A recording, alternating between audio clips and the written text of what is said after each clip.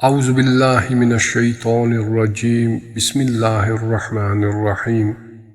پیغمبر اکرم صلی اللہ علیہ وآلہ وسلم نے فرمایا کہ بہت ہی خوش قسمت ہوگا وہ شخص جو ان سے ملاقات کرے گا، اور سعادت ہے اس کے واسطے جو ان سے محبت کرے گا، اور خوش قسمت ہے وہ شخص جو ان کی امامت کا قائل ہوگا۔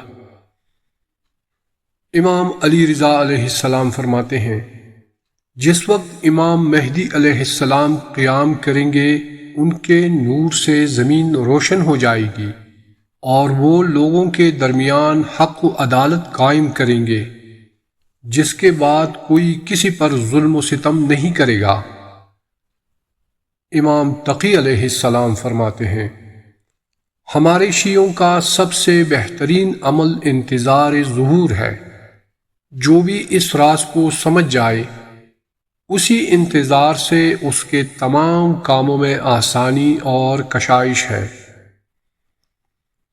امام جعفر صادق علیہ السلام نے فرمایا، تم لوگوں کے لیے ضروری ہے کہ اپنے وقت کے امام سے وابستہ رہو، پس تم کہاں دیکھ رہے ہو؟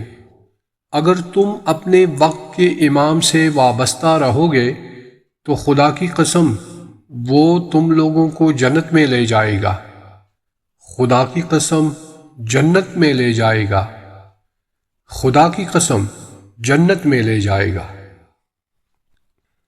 امام محمد تقی علیہ السلام سے پوچھا گیا، امام مہدی علیہ السلام کو قائم کیوں کہا جاتا ہے؟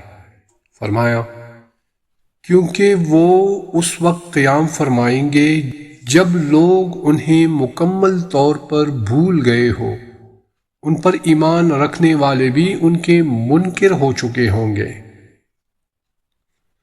حضرت امام محمد تقی جواد علیہ السلام نے فرمایا، قائم ہم میں سے ہوگا، وہ مہدی ہوگا جس کی غیبت میں اس کا انتظار اور اس کے ظہور میں اطاعت واجب ہوگی۔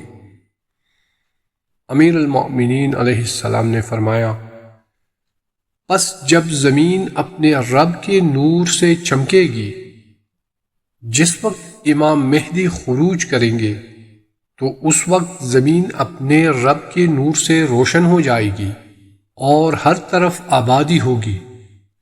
عوام کے درمیان عدالت کا ترازو لگائیں گے، کوئی ایک بھی دوسرے پر ظلم و زیادتی نہ کرے گا۔ امیر المؤمنین علیہ السلام کا ارشاد ہے، یقیناً مہدی علیہ السلام زمین کو ہر دھوکے باز سے پاک کر دیں گے اور سب کے ساتھ عدل و انصاف سے پیش آئیں گے۔ امام محمد باقر علیہ السلام کا فرمان ہے، ایک وقت آئے گا کہ لوگوں کا امام ان سے غائب ہو جائے گا، خوش نصیب ہوں گے وہ لوگ جو اس زمانے میں ہمارے امر پر ثابت قدم رہیں گے۔ امام زین العابدین علیہ السلام فرماتے ہیں، وہ لوگ جو امام مہدی کی غیبت میں آپ کی امامت پر یقین رکھتے اور آپ کے ظہور کے منتظر ہیں، وہ ہر دور کے لوگوں سے بہتر ہے۔ امیر المؤمنین امام علی ابن ابی طالب علیہ السلام کے خطبہ البیان میں ہے کہ قیام مہدی علیہ السلام کب ہوگا؟ فرمایا، جب پشت بھوجل ہو جائے گی، یعنی مشکلات اور گناہوں وغیرہ کی بوجھ سے۔